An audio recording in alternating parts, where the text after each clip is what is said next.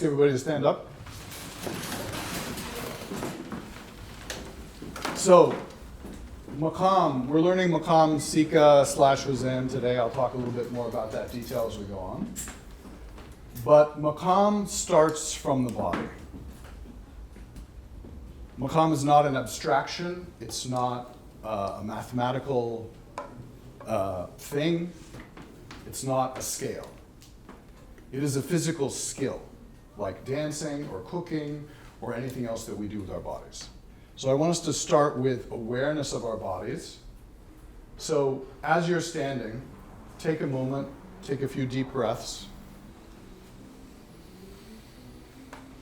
And notice the feelings in your feet, the weight on your feet. Notice what does your clothing feel like on your body?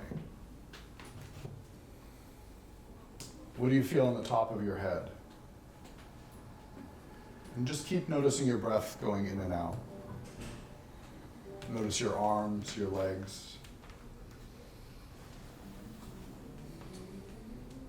What does it feel like to hear the piano playing those scales next door? Do you notice that in your body? I'm a little like stressed out, right? Like, oh, it's playing and it's going to conflict, but what's this, right? What does that feel like? So now let's take a moment. You're all calm, and let's shake it out. Shake it out and make noises.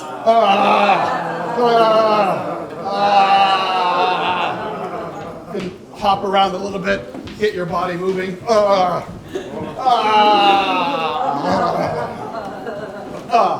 And now let's do laughter, okay? Fake laughter.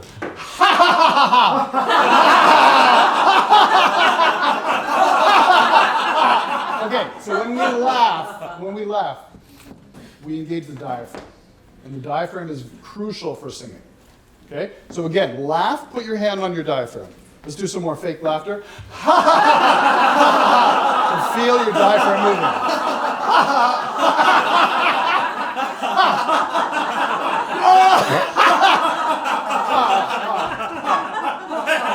Now, with the same energy. Ha ha ha. Ha ha ha.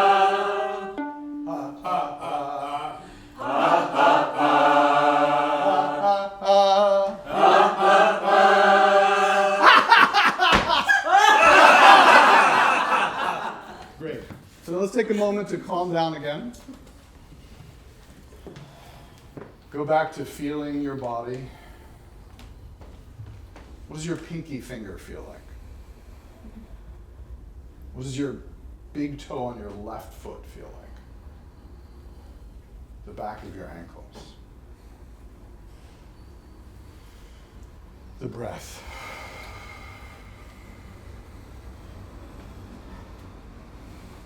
So we're using our bodies as instruments, and we're producing the sound from our whole bodies, not just from our ears.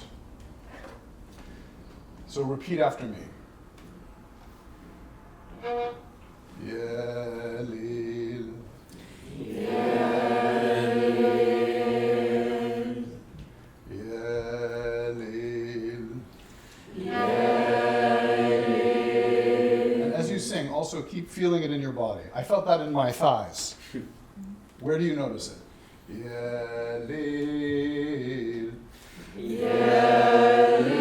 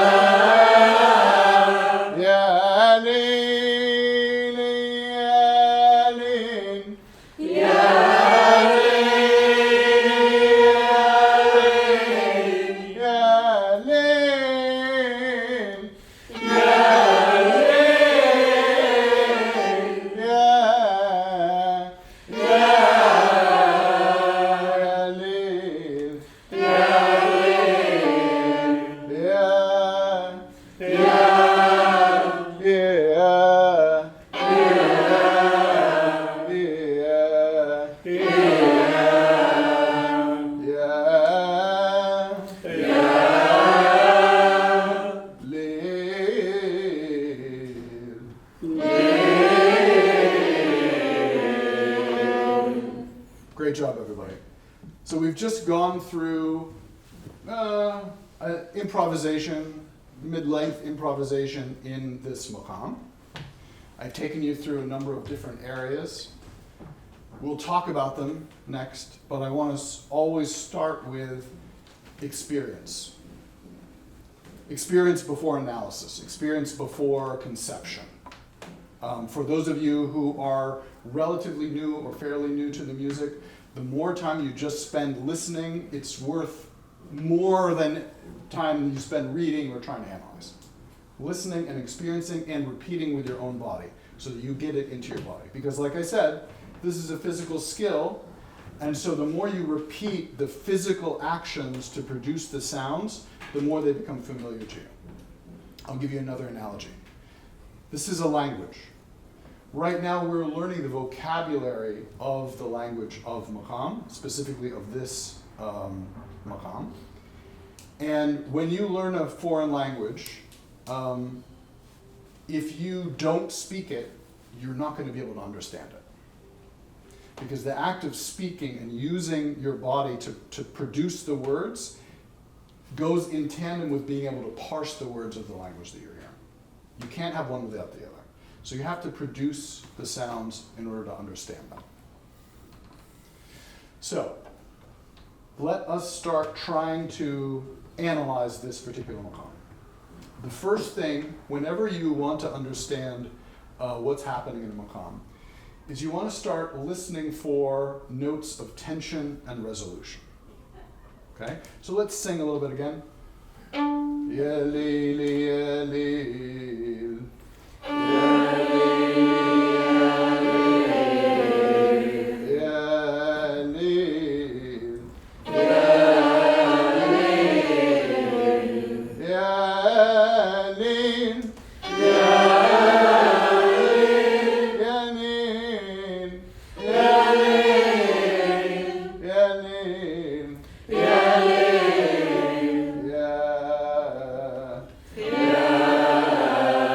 If I stop here, am I finished? No. No. So this is a note of tension. Where does it want to resolve? Yeah. Great. So this note is what I call the tonic. It's a word borrowed from Western music theory.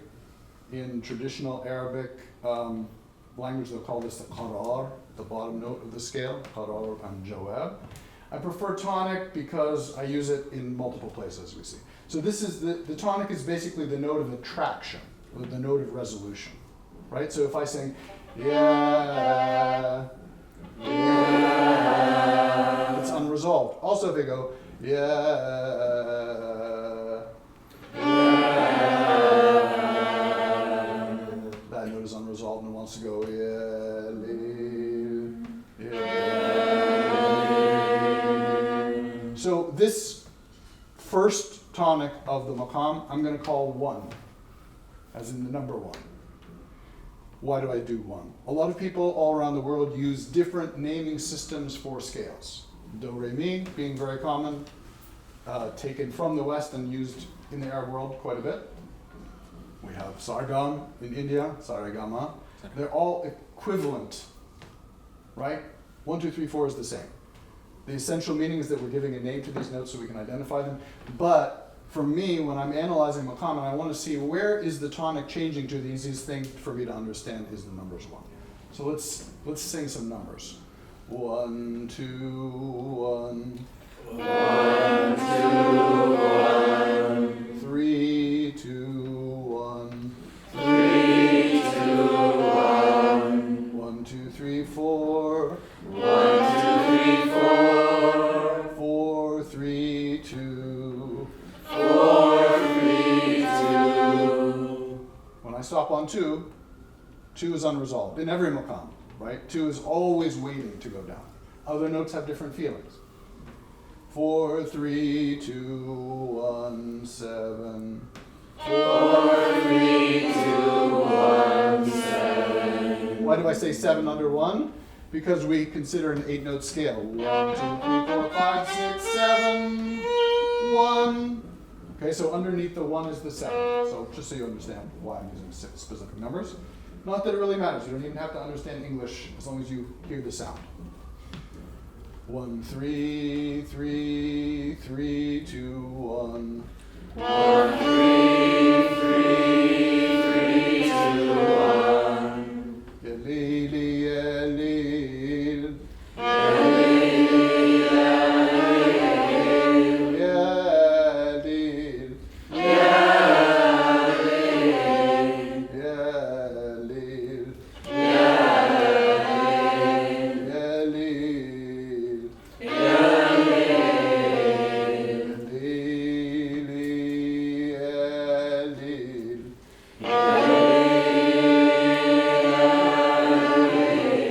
Is there another note that is starting to feel like it might be a note of attraction?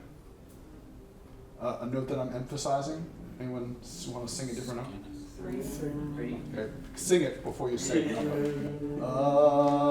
everyone hearing that? Those of you who have knowledge will say 3. But we want to think experientially first, right? What is this note? We're singing these melodies. Let's sing this melody. Yeah, li, li, yeah, li, yeah,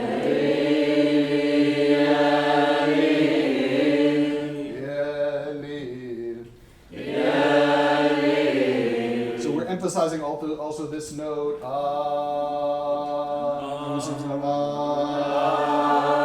for those of you who didn't catch right away that it was number 3, when you're listening to music, right? Because what I'm trying to do is teach you a skill that you can use when you are listening to songs on your own, and we'll demonstrate that with actual songs later. When you're listening to songs or improvisations or instrumental pieces, whatever, when you're listening to music, you listen for what is the note of attraction, and then you listen for other notes of attraction, and you're going to have to count. Okay? There's no shortcut to counting unless you already know the Maqam. So I'm going to say, what's the note of this relation to this note? 1. I'm going to count up the scale. 1, 2, 3. Oh, there it is. It's 3. Is that clear? So that's how I listen to music if I need to figure it out. How am I counting up together? So 3 in this particular maqam is another note of attraction, another tonic. Before it becomes a tonic, it's just a note of emphasis. We call that a ghammaz. It's another Arabic term. I don't think terms are that important, but other people do, so I have to tell them to you. So right now, I'm really operating the melodies, although before we went all the way up and down the scale. Right now, I'm staying in this area. Let's again stay in this area a little bit. Ya-li-li, ya-li, ya-li.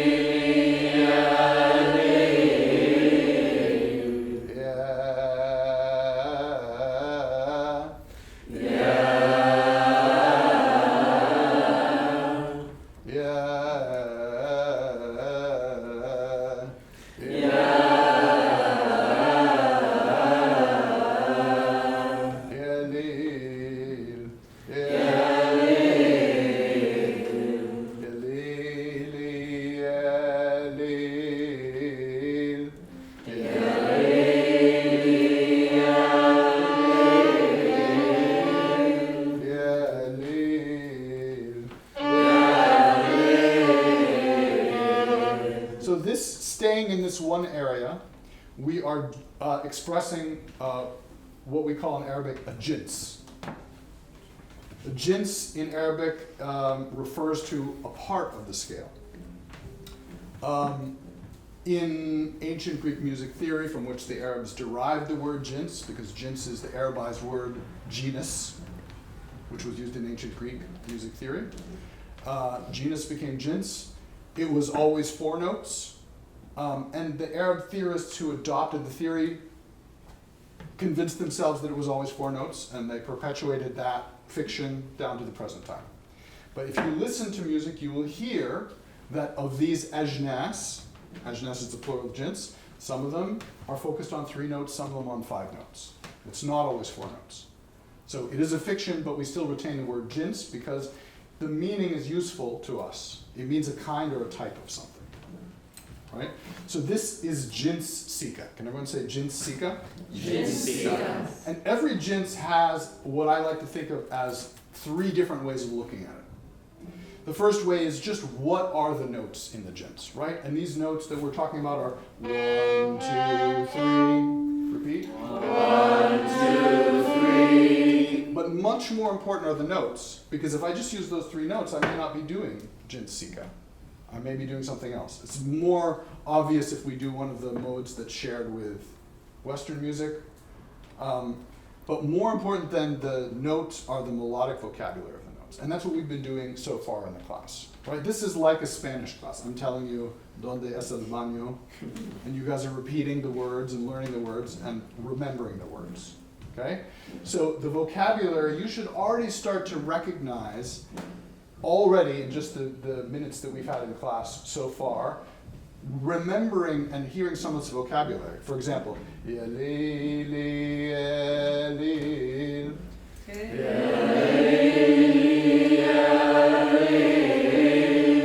this is a word in the language. We've done it many times. You're starting to recognize it.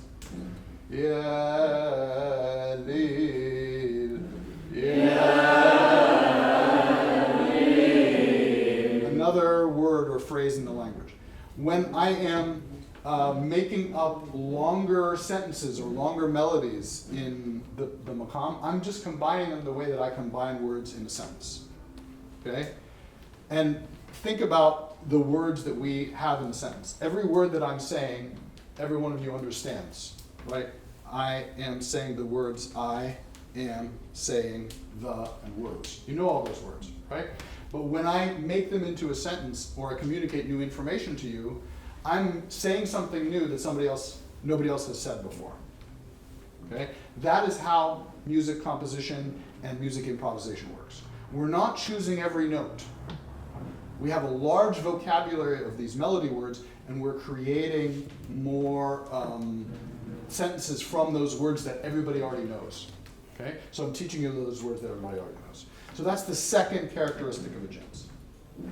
And the third characteristic of a jins is a little bit more subjective, but quite real, which is what is the mood of the jins? And often it's best to illustrate that by contrast, but let's sing this jins again. Ya leel, ya leel.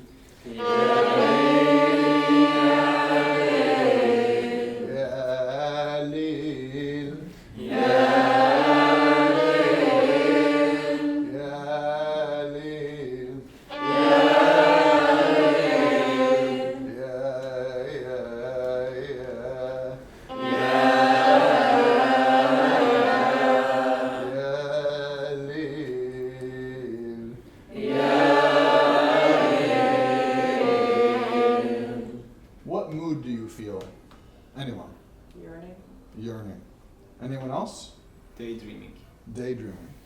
Nice. There's no right answer, there's no wrong answer. People have different associations with them. I'm not going to tell you that this jins always has that mood.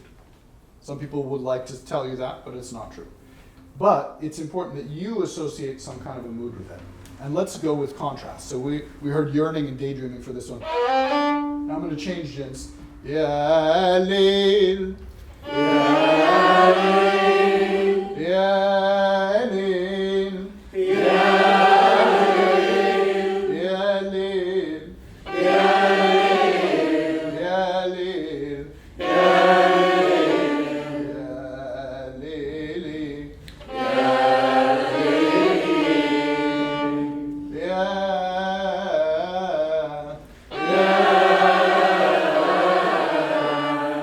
How does this jins feel? Like you missed somebody. Like you missed somebody. Hurting. Hurting? Painful? And It feels different when you go up versus when you go down. Somewhere. well, how do you feel when I go up?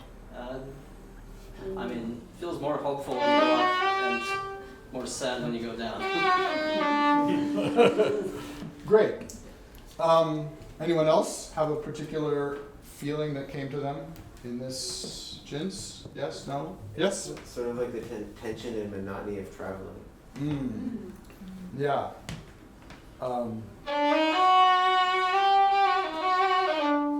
So this is jins Hijaz. And I'm going to say jins Hijaz. Jins Hijaz. Okay, so we have the mood. And I'm going to switch again.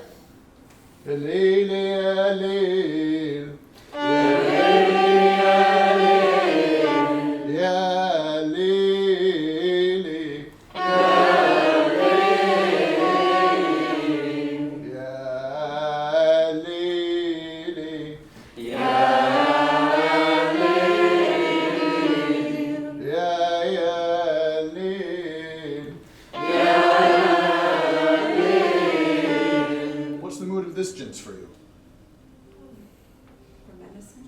Menacing. Reminiscing? Those are very different moods. I mean, you could be reminiscent about something that menaces you. Reminiscent. Anyone else? Melancholy. Melancholy? Very intimate. Intimate.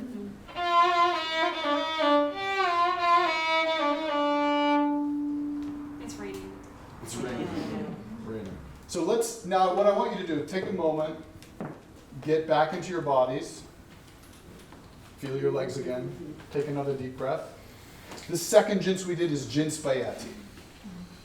I'm going to go between jins bayati and jins hijaz, and I want you to just experience whatever you experience as the difference in the mood between the two as we move between them.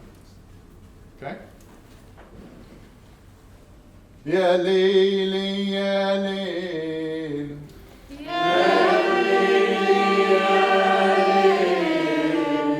Ya layl.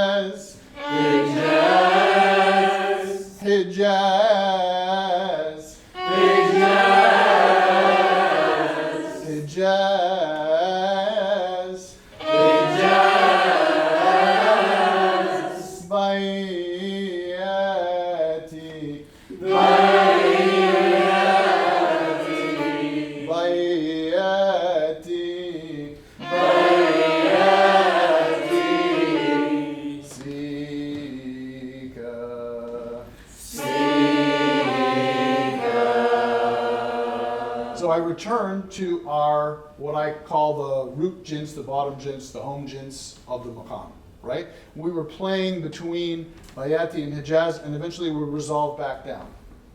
Now, before we resolved back down, and we were here,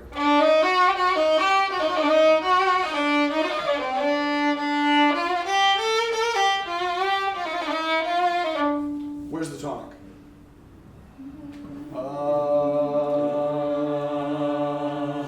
So the tonic of jins Bayati and jins Hijaz right now is this note, which is what note relative to Sikah tonic? Let's count again. 1, 2, 3. Right? So we made that note that was originally emphasized, we turned it into a new tonic.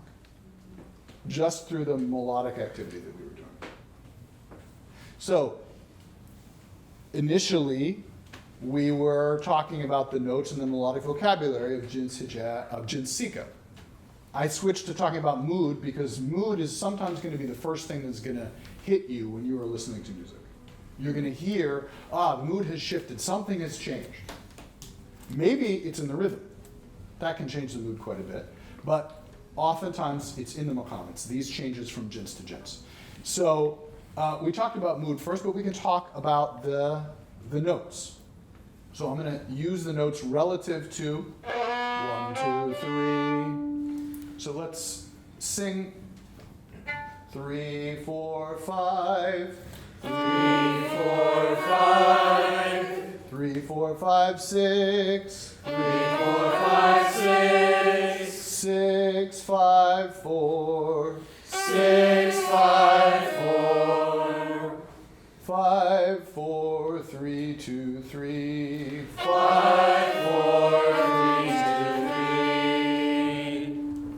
So that's Hijaz. 6, 5, 4, 3. 6, 5, 4, 3. 3, 5, 4, 5, 4, 3. 3, 5, 4, 5, 4, 3. 3, 2, 3. 3, 2, 3. 3, 4, 5, 6. 3, 4, 5, 6. 6, 5, 4, 3. 6, 5, 4, 3. So what notes are the same and what notes are different from jins Hijaz and jins Bayati? What notes are the same? 1 and 4. 3. Say in the numbers that we're using. Let's not confuse the. You're right, 1 and 4, but 3 and 6, right? 3 is the same. 3, 4, 5, 6. 3, 4, 5, 6. And what else is the same? 6. Yeah? 6, 5, 4, 3. 6, 5, 4, 3. Okay? So what note is the most dramatically different from the two? Depends what you mean by dramatically. Well, someone said 5. That was the correct answer. Right? 6, 5. 6, 5 would be in Hijaz. 6, 5. 6, 5 would be in Bayati. So the 5 in Bayati is lower or higher than the 5 in Hijaz? Lower. 6, 5. 6, 5. 6, 5. 6, 5. Okay, clear? 6, 5, 4. 6, 5, 4. This is in Bayati. 6, 5, 4. 6, 5, 4. 4, 3. 4, 3. In Hijaz, 3, 4. 3, 4. How's that 4 feel to you between the two? Does it feel like it's the same, different, a little bit different? Higher in Hijaz? Slightly lower in Hijaz. 3, let's sing it together because this is a very small difference. An illustration of the differences in Arabic music. 3, 4. 3, 4. 3, 4. 3, 4. You hear how it's just slightly higher, not very much higher. This is less than a quarter tone higher because the 4, that's the second scale degree of the jazz, is pretty high. It's not easy on the piano to do. So we have the notes. We kind of define them relative to each other, which is a way to do it. So if you're in this maqam and you're hearing da da da da da da, that's Hijaz. But even better than the notes is going to be that melodic vocabulary. Ya lin, ya lin, ya lin, ya lin, ya lin. Those particular phrases you probably already heard me do 10 times already. Ya lin, ya lin, ya lin, ya lin, ya lin.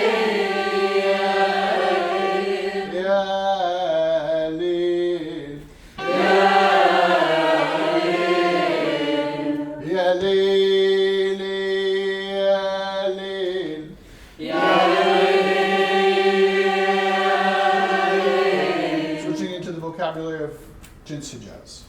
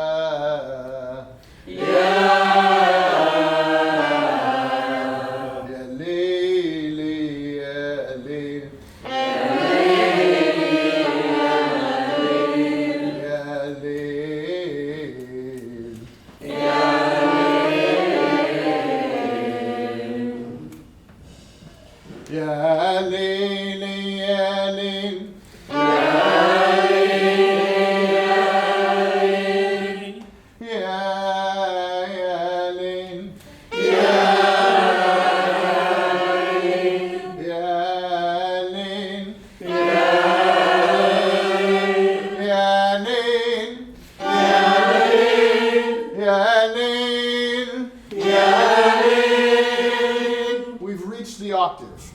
Do you hear the Sikah tonic again? Let's count up. 1, 2, 3, 4, 5, 6, 7, 8. Ya Layli, ya Layl, ya Layli, ya Layl. You notice I'm using different vocabulary than I was using for the jins Sikah at the bottom. I can use that same vocabulary at the top. I'm going to make you scream a little bit. Ya Layli, ya Layl, ya Layli, ya Layl, ya Layli, ya Layl, ya Layli, ya Layl. Right? If I use that same vocabulary. But I can also use the vocabulary under the tonic. Ya Layl, ya Layl, ya Layl, ya Layl.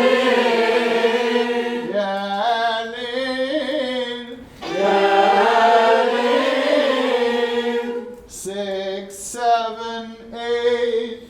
6, 7, 8. 10, 9, 8, 7, 6.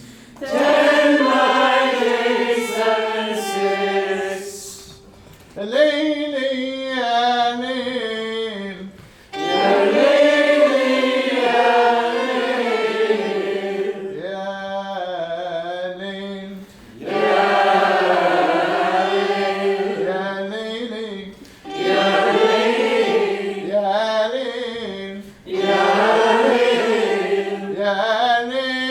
Layl. Where's the tonic? Sing. What scale degree is this? 6. 6. Let's count down. Here's another way to do it. 6, 5, 4, 3, 2, 1. 6. So we made 6 in new tonics. So far we've had the 1 as our tonic. We made 3 our tonic. We have 8, obviously, the octave, but we made 6 another tonic. This is jins rust. Can everyone say jins rust?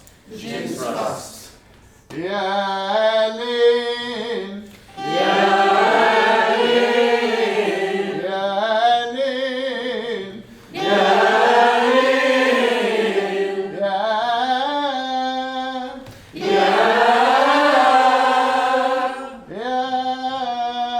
Layl. What mood does jins rust have for you? Someone who hasn't said anything yet. Hopeful? Hopeful. Sexy? Bright. Bright. Let me try to make it hopeful, sexy, and bright. Yeah, lady. I can't make it as sexy as Yeah, lady. Yeah, lady. Yeah, lady. Yeah, lady. Yeah, lady.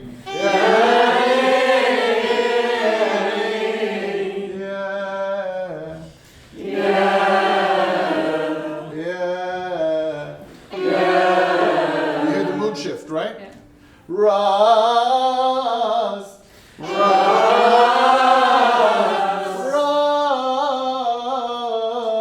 rust, rust. Hijaz, hijaz, hijaz, hijaz. Bayati.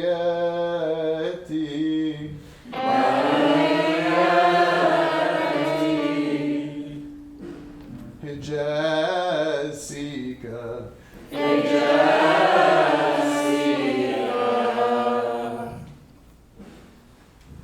All right, have a seat.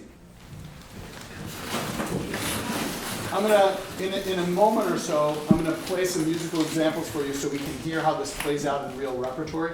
Do I have any questions at this particular moment about what we've done so far? Yes. Could you clarify again what the 1, 2, 3 system is? Are you like, are they numbers onto notes, or are you just? Yeah, I'm moving just from- counting up number by number up the notes of the scale. So if I'm calling this number 1, then all I'm doing is saying 1, and then the next note in the scale is 2, and then the next note is 3, as though I was saying do, re, mi. Does that make sense? But does the 1 correspond to one specific note, like do, always, or you're changing it up each scale? It would be changed every scale. That's a good question. So in other words, in do systems, in fixed do versus movable do, we're always calling do C. Yeah. And if you start something on re, it would be 2, it would be re. But in this system, I'm using 1 to refer always to the tonic of whatever maqam we're in. So if I'm here, it's 1. If I change somewhere else, the 1 will be somewhere else. So it's not a specific note all the time. It is whatever is the tonic of the maqam that we're doing. Because what you're going to see is that when we transpose the maqam, and we'll see that when we hear the musical examples because they're all in different keys. When we transpose the maqam to different keys, the same relationships are there. You're always going to hear in Maqam Sikah, Huzam, the 1, the 3, and the 6 are going to be secondary tonics. If I were to use a different numbering system, then you wouldn't see that similarity as easily. You'll see it when we do the examples, because always in every single one of these examples, relative to the 1, the 3 and the 6 are going to be secondary tonics. Go ahead. I recognize the names of the ajnas from like other maqamat. Like, Yeah. so does the jins of like Hijaz, for example, have something specific in common with the maqam of Hijaz, or are they just names? No, that's a very good question. So, in general, the main maqamat, so in maqam theory, the way we think about it, we have main maqamat and branch maqamat. We have maqam families. And maqam families are maqams that have the same bottom jins, the same first jins, but different things going on top. And the main maqam of the family usually takes the name, shares the name with the jins. So, jins Hijaz is the first jins in Maqam Hijaz. Jins Sikah, which we're in, is the first jins of Maqam Sikah. So right now we're in Maqam Sikah and jins Sikah at the bottom. Jins Rust would be the first jins in Maqam Rust, right? Maqam Rust, for those of you who have seen some of my other lessons and classes, will have Rust, and then on its 5th scale degree we'll have Hijaz, for example. Jins Hijaz on the 5th scale degree of Rust, but it's Maqam Suznak. So those naming conventions, the ajnas take their names from the most common maqamat that they're in, but there are a lot of other maqam names as well. Yes? The jins usually is 4 notes, correct? It is about 1/3 of the time 4 notes, rarely 3 notes, and sometimes 5 notes. Okay, so when you use jins sega somewhere, Yeah, it's 3 notes. exactly. Okay, so is that why the 6th degree, not 8th, is? So, okay, so this is, an important point to recognize here is that, so some of the ajnas have, as I said, 3 notes, 4 notes, 5 notes. Jins Hijaz and Jins Bayati both fit in the 4-note paradigm. So meaning, if I call this 1, 1, 2, 3, 4, the 4th note of Hijaz is the end of that jins. It's where we resolve that. And Bayati too. So when I put that 4, when I put this on the 3rd of Sikah, it's taking me from 3 to 6. So it's the secondary tonics of each jins tend to be another area of movement. In Maqam Sikah, you have more than 2 ajnas that fit an octave. Jins Rust usually is 5 notes. 1, 2, 3, 4, 5, 4, 3, 2, 1. But Sikah is in the middle of Jins Rust. In fact, Sikah takes its name from the Persian for 3rd note. Sikah, Sega. Sega, is the 3rd note of Rust. But in general, the ajnas will meet up with each other. So for example, in Maqam Rust, where you have, or Maqam Suznak, for example, where we have Rust, and then Hijaz on it, you have the 5-note jins, and then a 4-note jins adding together to meet an octave. because 5 plus 4 equals 8 in music. Right? 3 plus 4 equals 6. We got a third plus a fourth. It's confusing because 1 equals 0 in music. Everywhere yes. We're just counting up, but a third and a fourth equals a sixth. Yes? Like, what defines a maqam? If I went back home tonight and wanted to find my own maqam, like, where do I need to start? To find your own maqam? Yeah, to like, create? establish my own maqam. Like. So this is a social question. And what I mean by that is you can invent all the languages you want. I'm again going to a language analogy. You, as a poet, can make up your own words. You can make up your own sentence structure. You can make up whatever you want as a creative artist. The question is, will other people understand it? Will other people use it? And that's how Maqam is created. Maqam is created socially. It's created by a community that shares a vocabulary. So when we're talking about this vocabulary that we know as musicians and that I'm teaching you in this class, this is the vocabulary just like if you're learning Spanish. Now, if you want to make up a language that's neither Spanish or English and see how many people you can get to speak it, I wish you good luck. It can happen.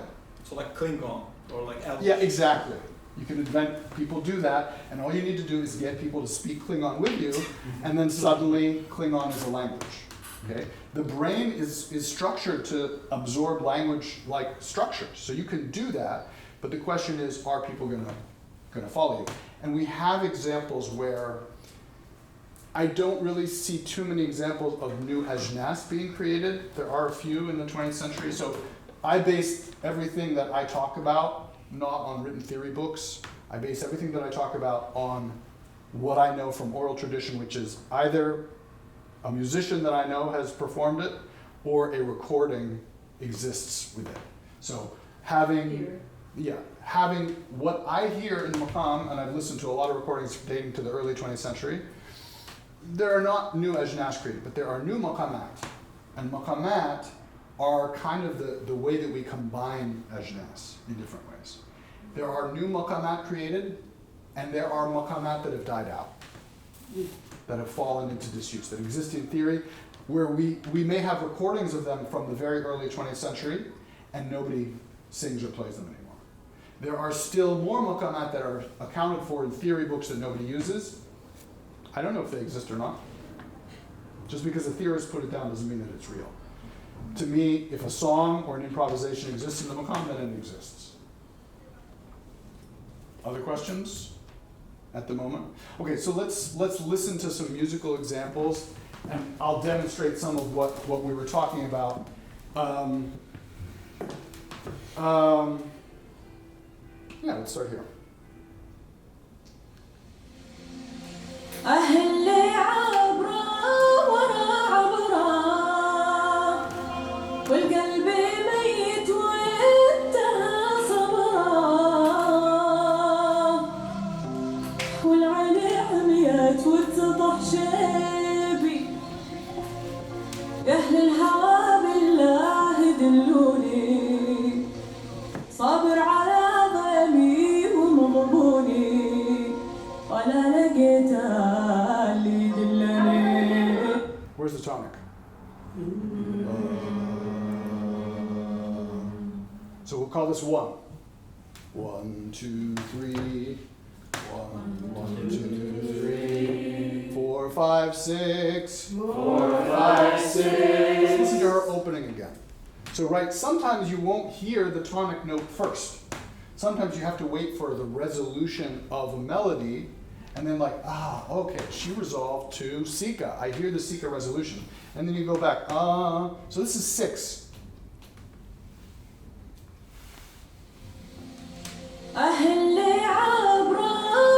Six, 7, 8. So she starts at the top part of the scale. 6, 7, 8. Can you sing that? 6, 7, 8.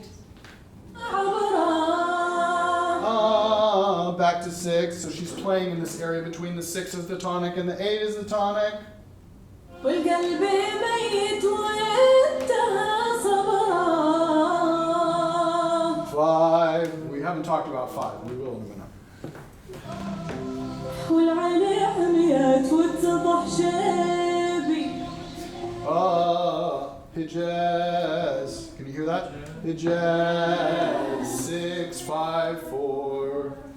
6, 5, 4. يا أهل الهوى بالله دلوني. 2. You hear the tension on 2. صابر على ضعمي ومضبوني. Hijaz.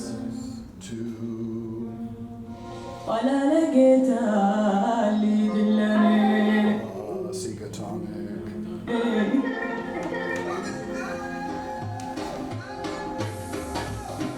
على جنوب الدرب يودوني لديار خلاني وداوى عيوني. She's starting again on the octave. 6, 7, 8. على جنوب الدرب يودوني To the Sikah, jins Sikah on the octave. لديار خلاني وداوى عيوني. ما عاد لي أطيق Hijaz. 3, 4, 5, 6. رقاهم. 3, 2, 1, Sikah. So she's right now, so far, the structure of the song is 6, right, between Rust and the upper Sikah jins, Hijaz on 3, and Sikah on, right? So there's a progression that's happening in motion. أمسيت ضامر ليالي الشوق جاء. What jins is this? La la la la la. Bayet. We heard the change in 5, 6, 5, 4, 3. Now, this is, some of us are quicker at identifying these than others, right?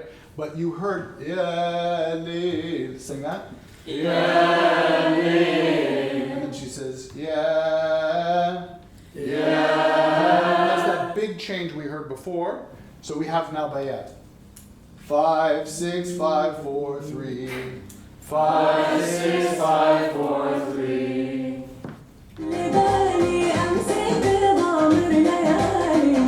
So she did Rust on 6, Bayati on 3. Rust, Bayati. شوق جاء باللبالي من يشتهي النظرة. Hijaz, back to Hijaz. فانت لغة. Sikah.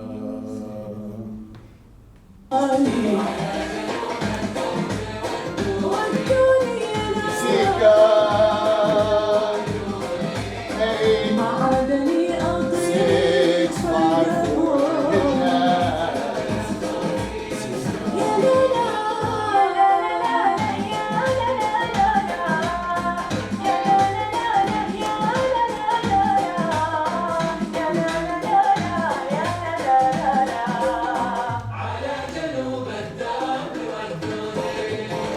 الله يهب لك حظي يا حظي.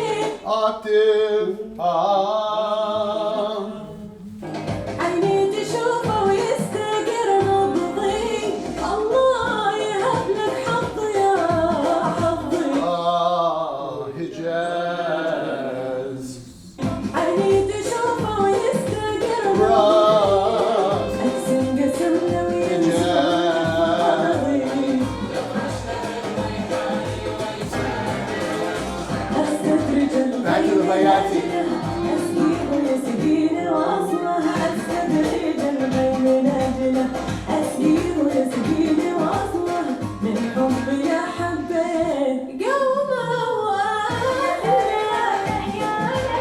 So this is a song by Balqis from 3 years ago, right?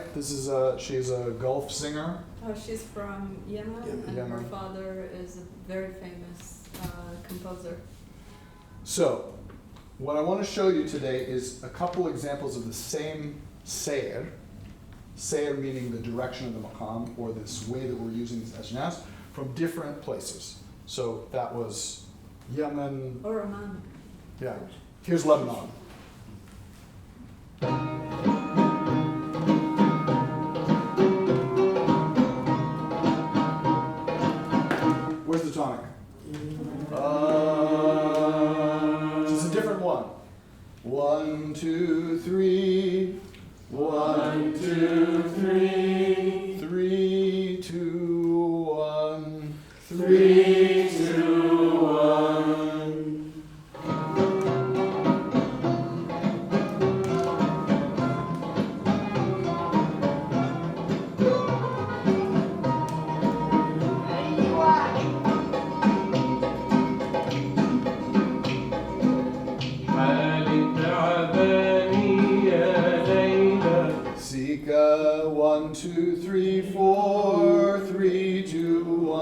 starting with jins sikah at the bottom instead of at the top.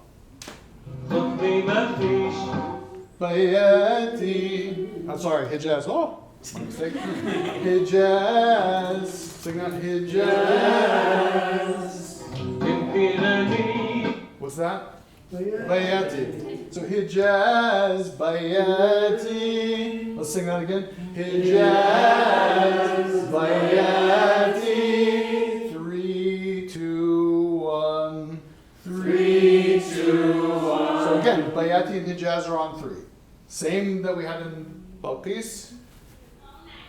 Let's listen. Sikah. So we're playing between the Bayati and the Hijaz, coming down to the Sikah.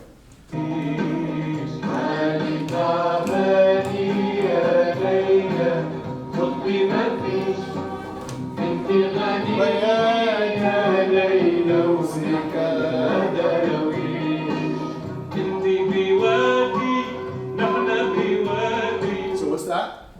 Bayati. 3, 6. You see the emphasis on 3 and 6. 3, 6, 5, 4, 3. Sing that with me. 3, 6, 5, 4, 3. 3, 2, 1. 3, 2, 1. 3, 6. 3, 6. 3, 6, 5. 3, 6, 5.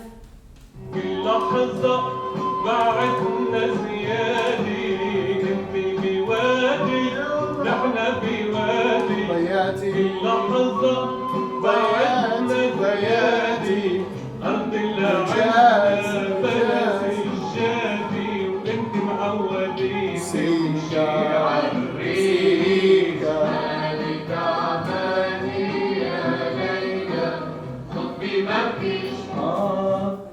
Okay, let's see what else we got here.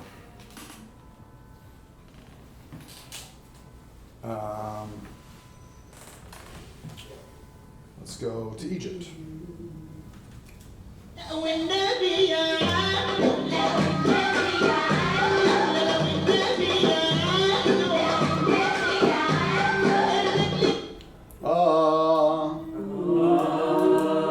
Three, two, one.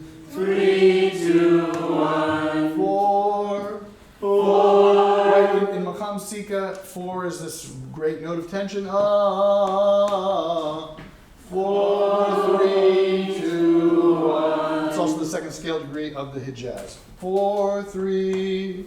4, 3.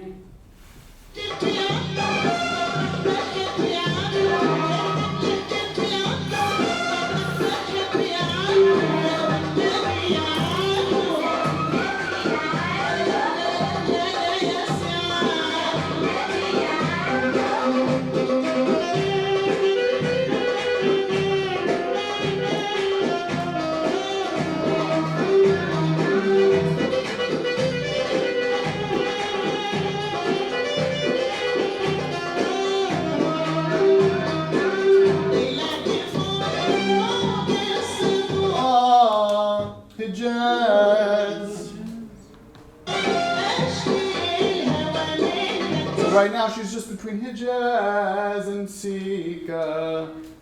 Hijaz, Sikah.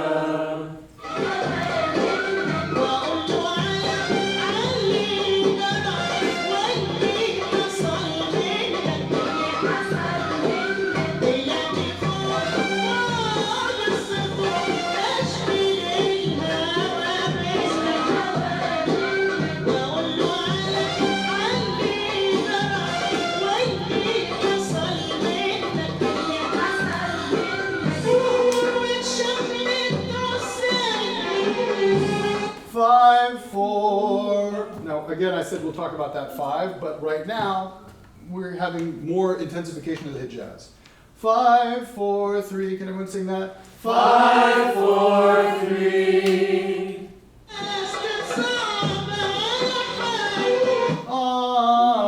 Hijaz.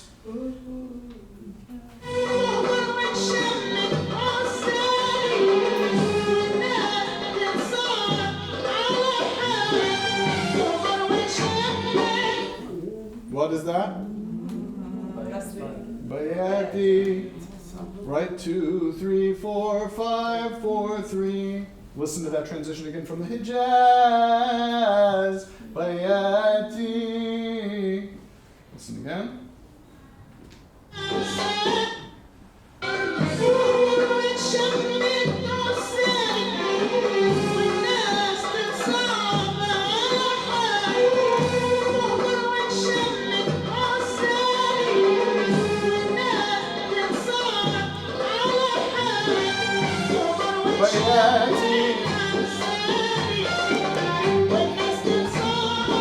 All on 3, right? 3, 3, 2, 1. Right? You can sometimes forget the original tonic if you're playing enough in this Bayati jazz.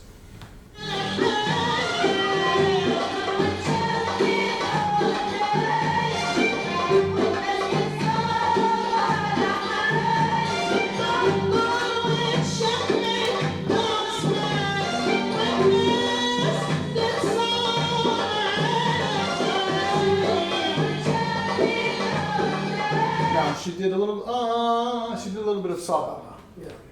Okay? Saba, for the purposes of this class, we can consider it an intensification of Bayati, but it is another jins, and it can occur in that same place on 3. Let's briefly sing that. Saba, Saba, Sikah, Sikah, Bayati, Bayati.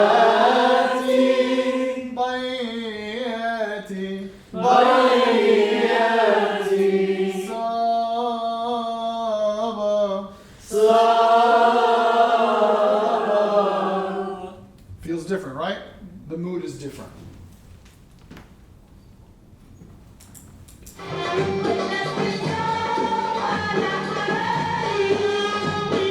Jazz. As soon as you hear that, you hear, so that change. 5, 4, 3. Let's sing that. 5, 4, 3. As soon as she goes to 3, 4. See, the lower 4 is more dramatic in this context. So, to your question about drama, right? The 4 can sometimes be drama, and you don't need the whole jins to know that we're in Hijaz. Why not? Did you all feel as soon as we hear that note that we're in Hijaz? Or many of you felt that? Why do we not need the whole note, the whole jins, to know that we're in Hijaz? That one note tells us we're in Hijaz. Anyone? Because of the context. Context. So first of all, repetition experience, right? We already have been for an hour in this maqam. So even if it's new to some of you, we've been here for an hour, and you've already heard multiple times where we have Bayati Hijaz, Bayati Hijaz. When you get one note, you're like, okay, we're back to that. It's a context that we're used to.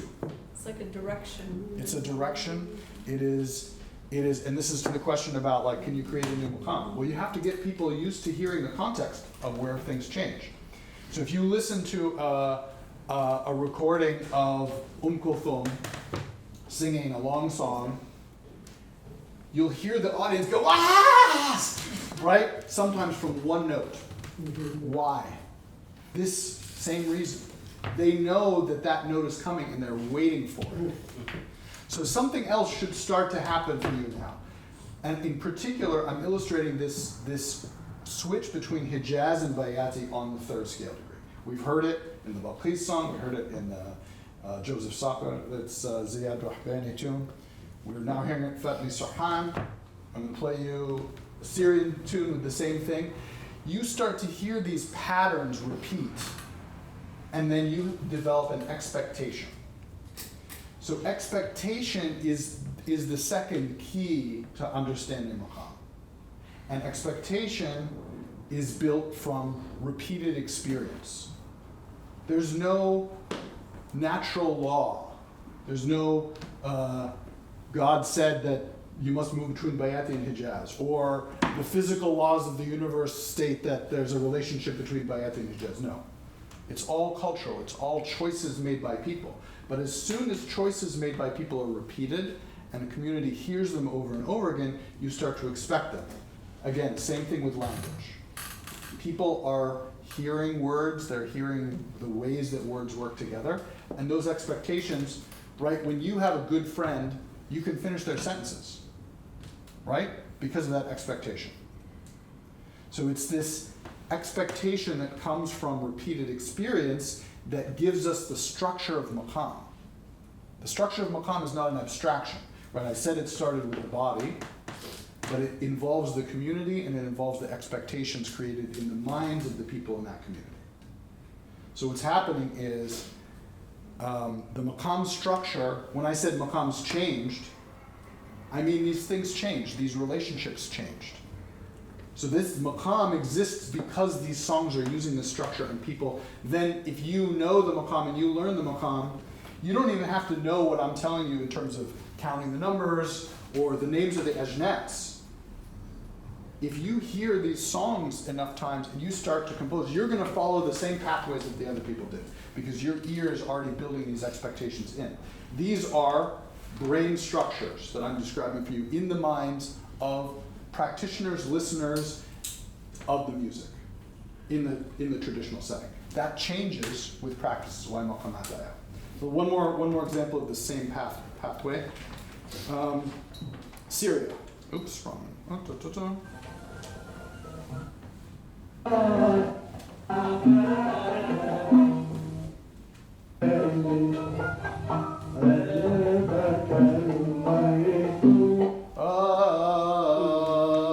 This is our tonic. 3, 2, 1. Again, always the 3. We're hitting this 3 melodically. 3,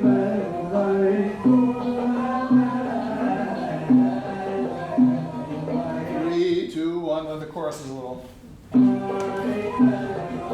It jazz, and then emphasis on the 5. We'll talk about that in a moment.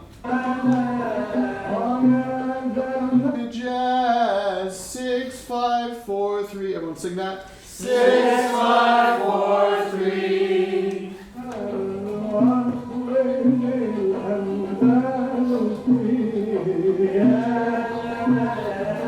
Hear the bayati?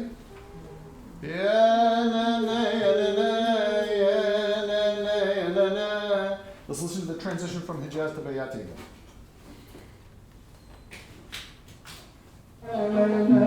Come on.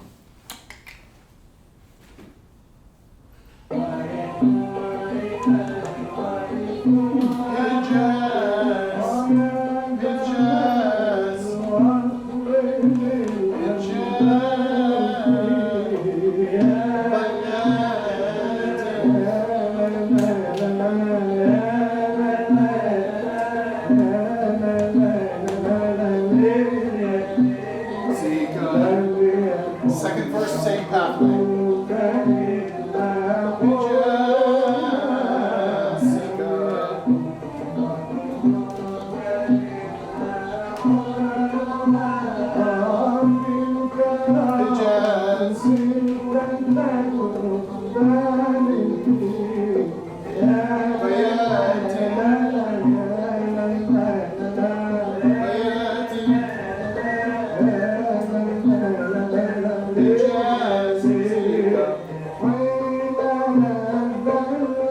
What jins did we move to?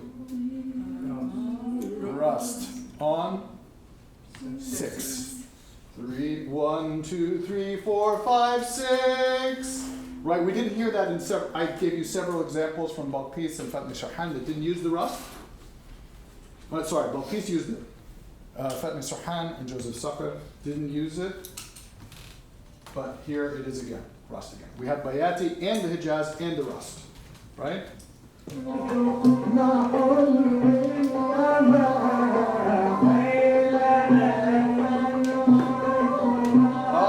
feel this is a strong tonic at this point, right?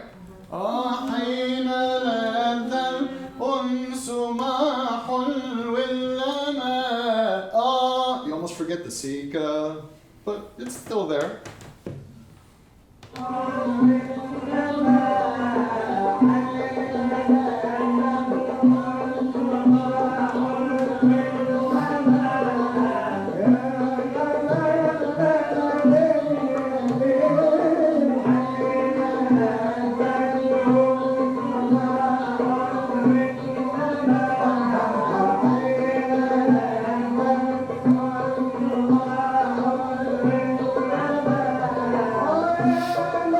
Rust.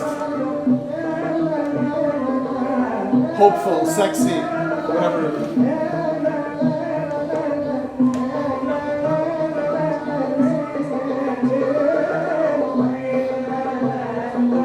Okay, so those are multiple examples. The point being that when you hear songs that are following these same pathways over and over again, and in different combinations, right? They didn't happen in the same order.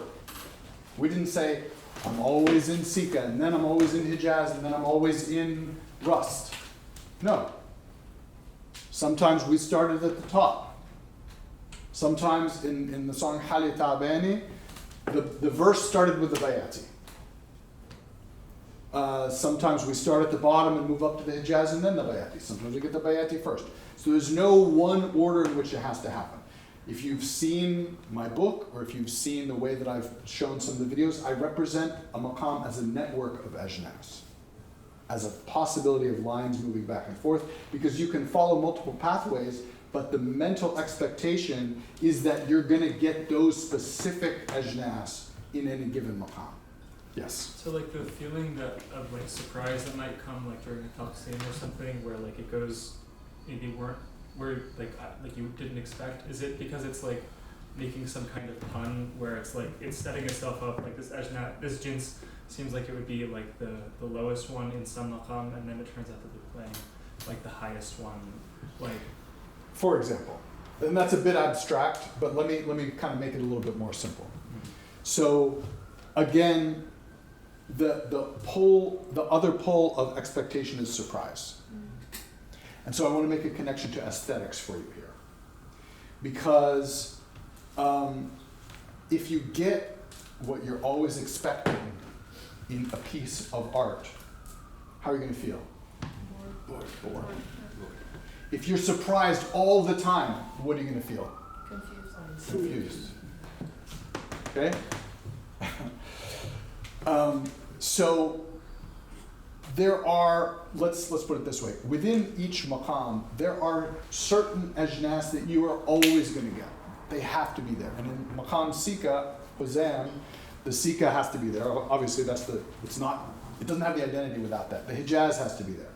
Whether or not you get the Bayati, it's optional, but it's very common. We just saw examples from sort of, Washahat, the Syrian example, and current pop music that are using both of them, right? And then there's going to be some other ones. There was one little jins that Fatma Sarhan did. Not only did she do Sabah, she did something called Mukhalif, another little ornament that is rare. And there are things that are within the set of expectations relatively rare. And usually they don't happen. But they happen, and experienced musicians know them. So 90% of the time, the surprises are something that is rare in the vocabulary. We have the same thing in language. When we're using language, most of the words we're using are common, and sometimes you might use a big word like supercalifragilisticexpialidocious, and everyone's like, huh? What's that word? And then it causes a sense of surprise. So there are expected pathways, less common pathways, and then there are newly invented pathways that might happen in one song only, or might happen in one improvisation only, or a particular improviser or composer will do kind of what you were saying. You go to one jins, right? The question about jins Hijaz and Maqam Hijaz. I'm in jins Hijaz here in Sikah. I might turn it into Maqam Hijaz and take some of the pathways for Maqam Hijaz to expand what I'm doing in more of a palette. Still following expectations, but taking you on a farther journey by taking you expectation to expectation, and suddenly I'm over here. And the overall thing, and then you're surprised when you get back to the original, because you have some maqamat are built up like that. But there's this, and so what I would say, and I'll get to your question in a second, what I would say is this structure of expectation and surprise is also part of the structure of maqam, right? Maqam, again, it's not an abstraction. It is an aesthetic toolkit, right? That gives us certain things to expect and certain things to be surprised by, and you learn all of these pieces of them. They're not rules or laws, they're just the expectations that people have. So you learn them, and then you play for musicians who have them, and they're going to have those expectations already, and then you can play with them. And you can create surprise even without doing something new, simply by, right, if I land on that second scale degree, and I sit there for a while, and you're like, when's it going to resolve? And then I don't resolve, and I go to another part of the maqam, suddenly there's surprise there, right? So this aesthetics is built into the maqam, and what we call tarab, which is musical ecstasy. My view of tarab is that tarab is really, tarab equals maqam. There's not a difference between, oh, you're in the maqam and you have tarab. No, the structure of the maqam is built around tarab. You have the repeated expectations, parts that you repeat, parts that happen over and over again, and you get a certain elevation and ecstasy from repetition. But you also need little bits of surprise. And so that is in the structure of maqam. So the structure of maqam and the structure of tarab are the same. And the structure of the community, right? Because these are all, the other thing to realize is that in a community, there's going to be vocabulary that everybody knows, and vocabulary that some people know, and vocabulary that one guy knows, right? That one guy is Muhammad Abdul Wahab, by the way. So, but in general, in other words, what is done a lot in a community becomes what's easy and what's expected. And what is rare, what some people know, there's nothing specific abstractly about a specific jins that makes it harder than another. They're all hard. They're all easy, right? You guys did them all very well, right? They're easy to hear and imitate. They're hard if you try to analyze them or think about like what's the exact tuning, or if you get into debates with people about how it's tuned, then it's hard. If you try to figure out, oh, I'm not used to this. But if you recognize that singing the second scale degree of Hijaz is as hard as singing the Sikah note, because it's how much am I, right? How am I using my body to get those notes? They're all equally easy or hard. But what makes one easier is that you've done it a million times, you have more expectation around it. Go ahead. Now that we're talking about that, this question is just pedantic. Fine. But when we were thinking about, say we're in jins Hijaz and then you use that to move towards explorations in Maqam Hijaz, I was just wondering, is that when it's appropriate to use the word modulation? Yeah. I mean, so the word modulation, I think it's appropriate to use anytime you move from jins to jins. Mm-hmm. My tendency is to say this is a jins modulation rather than a maqam modulation. But when you do explore another full maqam, then yes, that would be a maqam modulation. So I like to specify jins modulations versus maqam modulation. In my view, and my view is not the view that what the theorists who handed down maqam theory to me. My view is different. I think my view is right, they're wrong. In my view, there are very few maqam modulations in Arabic music. There are a lot of jins modulations, but when you hear all these same songs doing the same thing, the maqam is defined by those expectations. Right. But in certain kinds of songs, and typically it's the Kulthum Warda long songs, or Abdul Halim, whatever, the long songs where they have this giant time scale, so they do more maqam modulations, or a virtuosic improvisation where an improviser wants to show off what they're doing and they're going to really do changes. The maqam modulation is more rare than the jins modulation because my view of what a maqam is bigger than just a scale. Mm-hmm. If you view a maqam as just a scale, then every time you move, it's a maqam modulation. But it's not, because you can see that in the repertoire. You can see that all of those songs we looked at are in the same maqam, right? Same maqam we've been doing. Does that make sense? Mm-hmm. Yeah. Couple of things. So the Egyptian piece, when we got more rhythmic, Yeah. You were talking before about tension and release. Yeah. It feels like Sikah has so much of that when you bring the energy there, can raise the roof in a way that so many other maqamat don't. Yeah. But which is very different from where we started with a different rhythmic feel to it. Yeah, rhythm has a very powerful effect. And I mean, another thing to be aware of as you're listening to music is, and it really depends on the genre, But especially in a lot of Egyptian music, especially if it's dance music, there will be rhythmic changes happening with jins changes. And you might get a double emotional impact because suddenly the rhythm slows down and the jins changes. So a question about the tonic of Sikah in particular, which is the half flat pitch. So for Western trained ears, it's very noticeable that we're landing on this note, which Unsettled. has I was trying to find a neutral word. Unsettled, energetic. Yeah. Is that going to have the same sort of connotation for people for whom it's just a normal part? I would say yes and no. I mean, it's a complex answer. I don't think that because we're going into subjective experience. Yeah. What I will say is that there's children's songs in Sikah, right? So there are kids growing up in the Arab world who hear simple songs in Sikah, so they're used to it. So it's not unsettling in the way that it would be for someone who it's totally foreign to. But there is still something in which like all the notes in relation to it are a little bit off. But that's, again, I'm talking subjectively here. The important thing for me is whatever your association with Sikah may be different than his association with Sikah, but you have an association with it.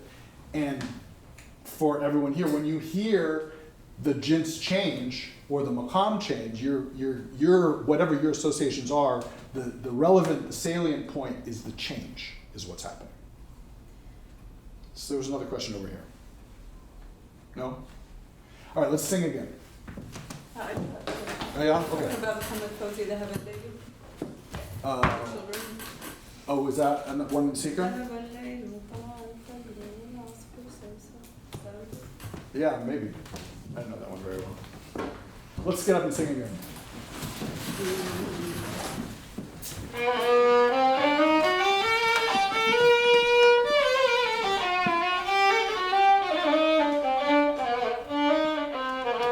Now, as we sing, take a moment, be in your bodies, take a deep breath.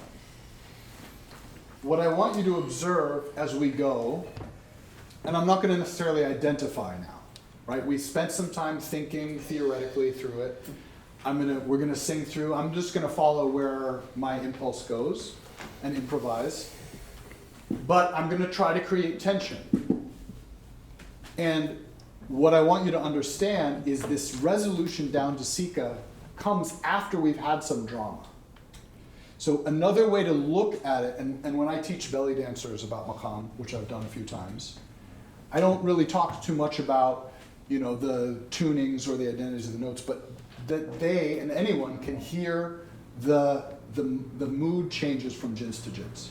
And another way to look at this is like a Maqam is a play, and the ajnas are characters. And we have multiple characters in the drama who are having some drama with each other, and then it resolves. Or you can think of it as a color palette. Either way, there's a drama that happens when we go from jins to jins, and then we resolve. And this is also why I'll assert that my view of Maqam theory is better than the traditional theory.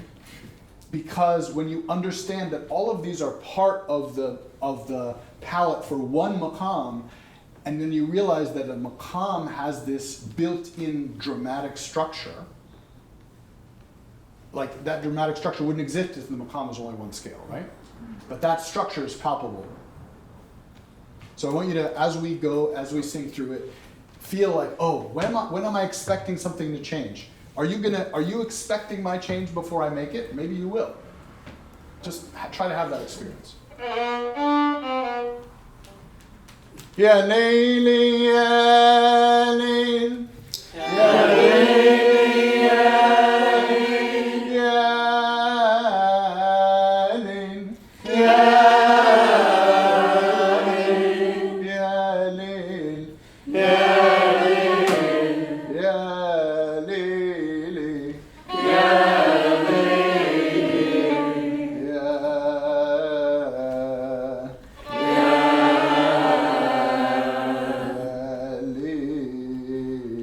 ya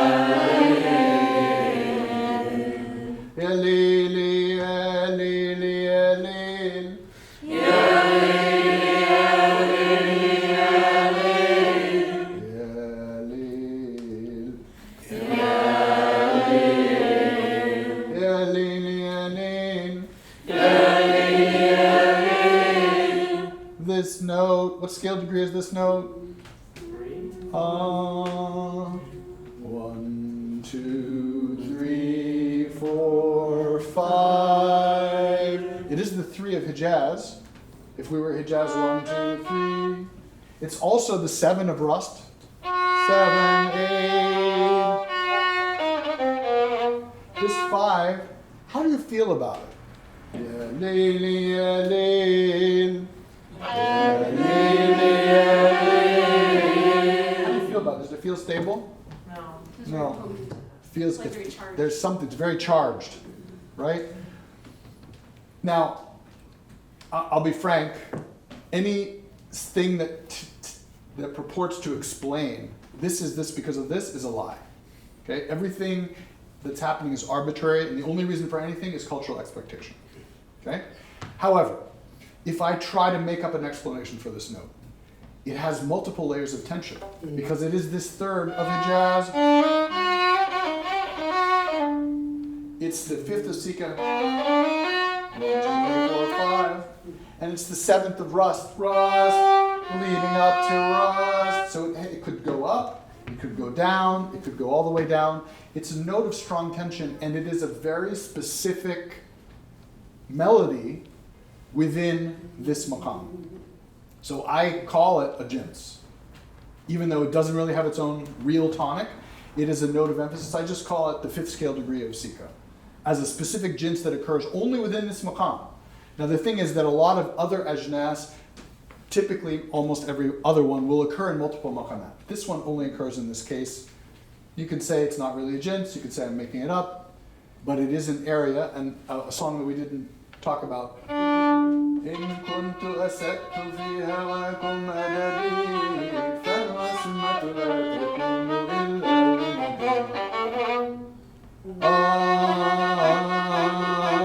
on this 5. So it's a typical place to go to. Another element of the drama. We have jins bayati, jins hijaz, the 5th scale degree, rust. There's a lot of ajnas that are in this maqam. Ya layli, ya layl. Ya layli, ya layl. Ya layl. Ya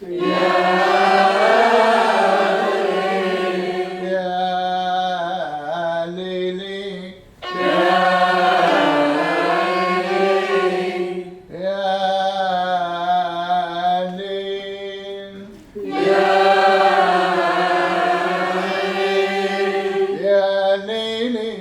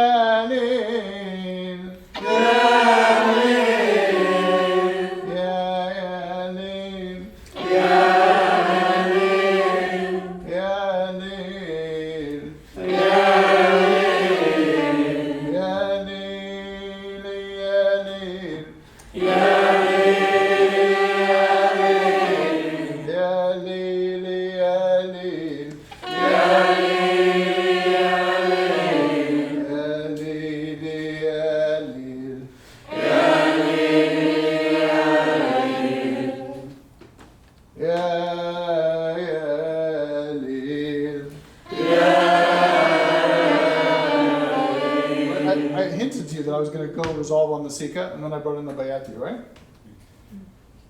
Ya layli, ya layli,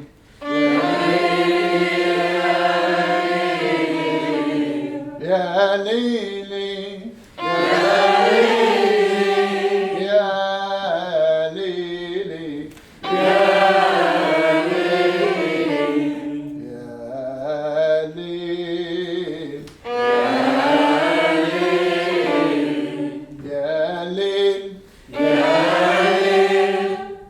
ya layli.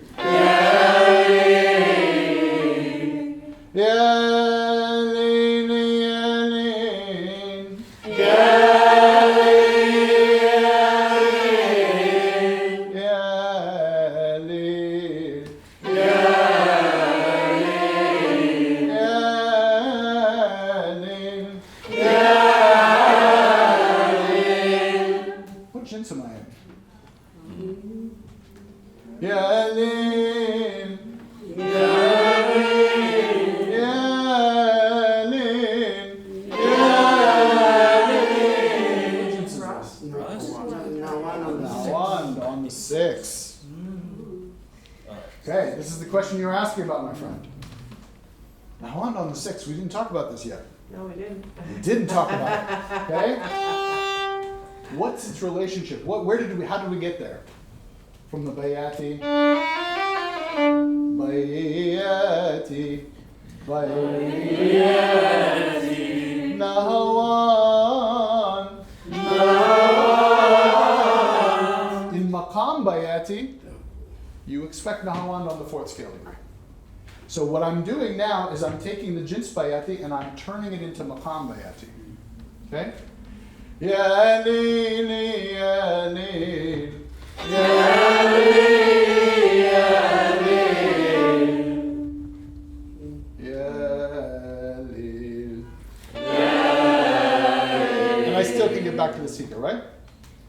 Ya leel, ya leel, ya leel.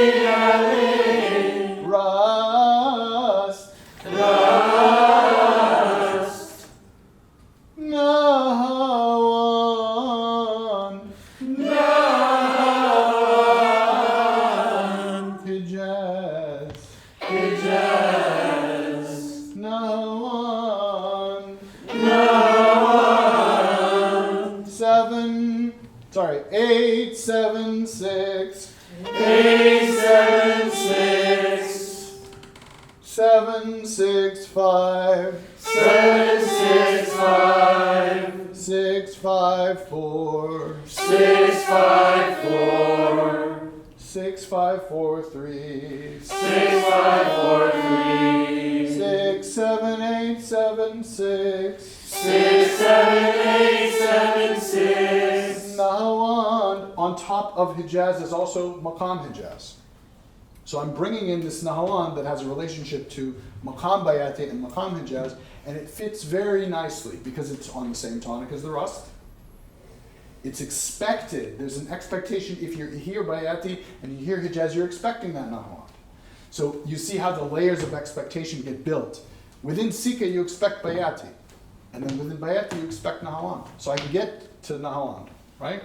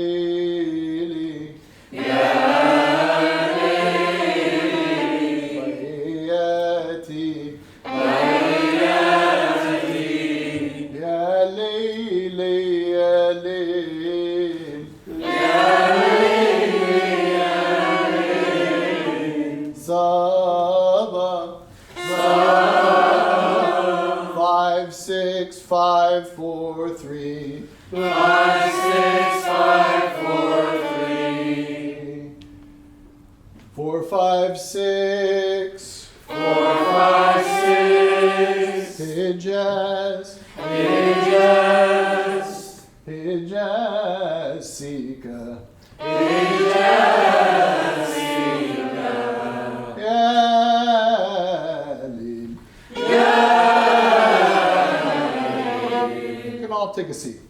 I'm going to give you one more example because I teased you in this Nahawan on 6, and we had this question, and it's worth understanding when you hear it. One of my favorite examples is Sirtat. طول عمري بخاف من الحب صرت الحب سكة ظلم الحب الكل أصحابه إجاز وأعرف حكايات مليان آهات إجاز ودموع آمين. Seek on the octave والعاشقين دابوا rust on 6 متابوا rust on 6 تابوا متابوا طول عمري بقول here we have that flat 8 لنا قد الشوق وليالي الشوق لنا قد الشوق وليالي الشوق ولا قلبي قد عذابه عذابه بياتي. So we're immediately jumping into Maqam Bayati. And Maqam Bayati on this tonic, let's sing with me. Bayati Nahawand Nahawand Ajam Ajam 6 5 4 3 2 1 6 5 4 3 2 1. Bayati has an expectation of Ajam on its 6th.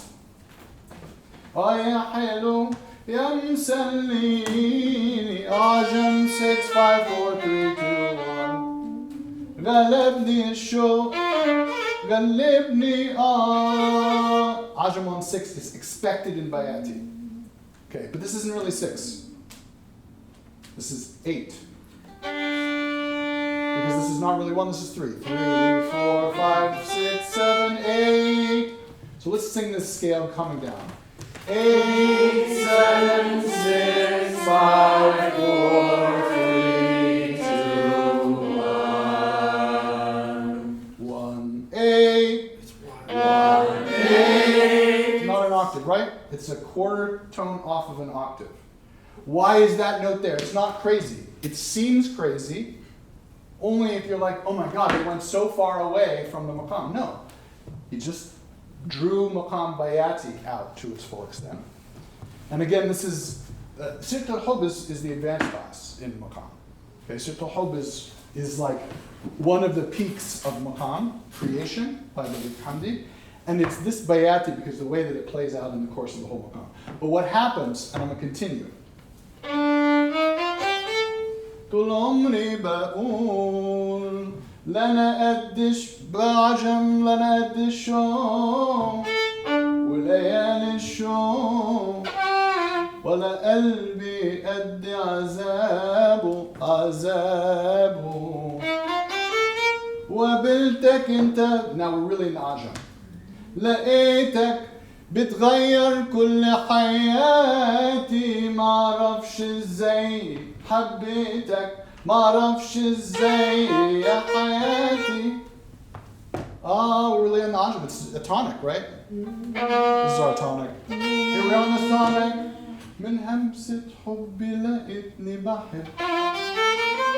So we're resolving to the Bayati. Right, the Ajam is resolving to the Bayati step by step. Da, da, da, da.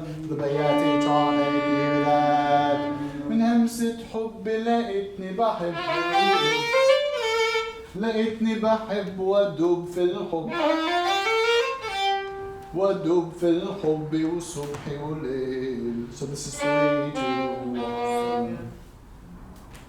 وليل. Now what the fuck is going on here? 10, 9, 8, 7, 6. What jins is that? Hijaz. On what? On 6. Hijaz on 6? Right? We had Hijaz on 3. Why do we have Hijaz on 6? Because of Maqam Bayatis. This is what people would call Bayati Shuj. Sing this with me. Ya Lil, Ya Lil, Ya Lil, Ya Lil.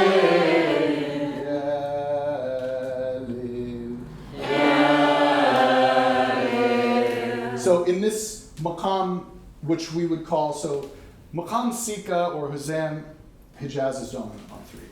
If we have the maqam where Bayati is the major player on 3, instead of a secondary player, we would call it Maqam Iraq.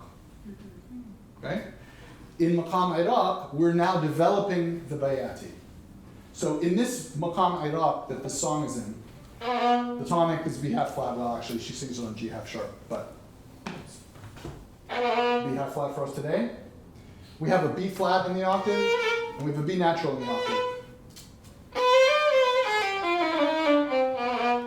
And everyone in the audience, right? This is like, I like to point this out to people who like get confused about microtonality or try to make microtonality about something that Westerners invented. That's how many 27 million views on YouTube of the Sirka Hub recording, right?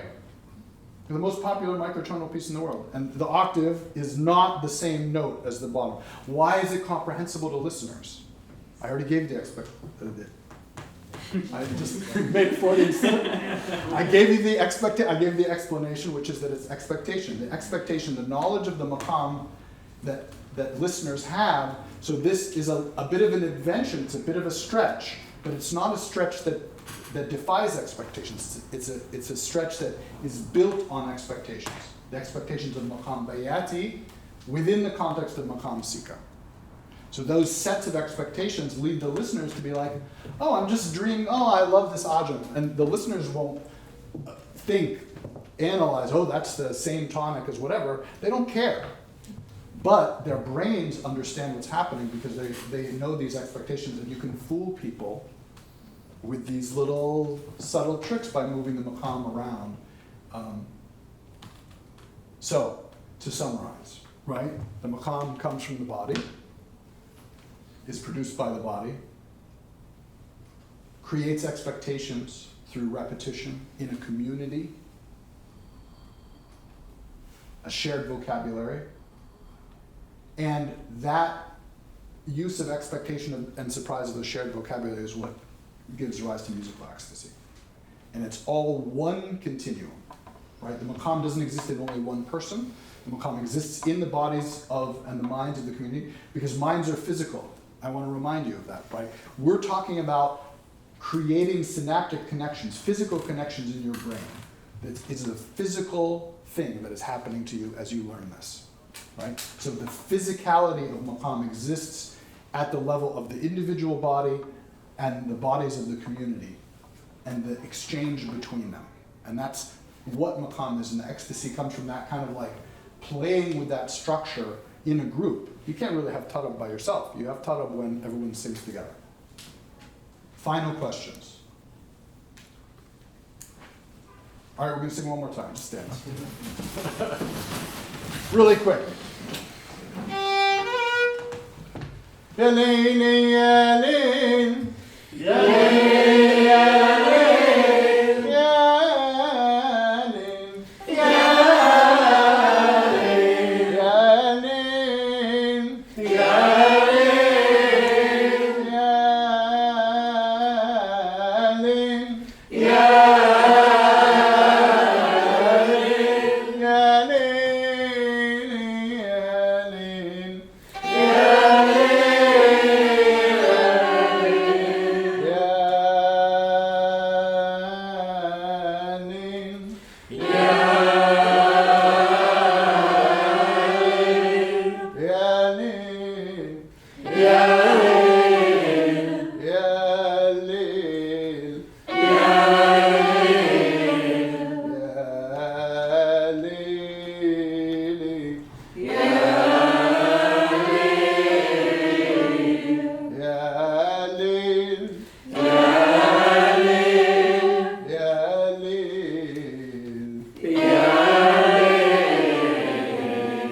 Great job, everybody. Give yourselves a hand.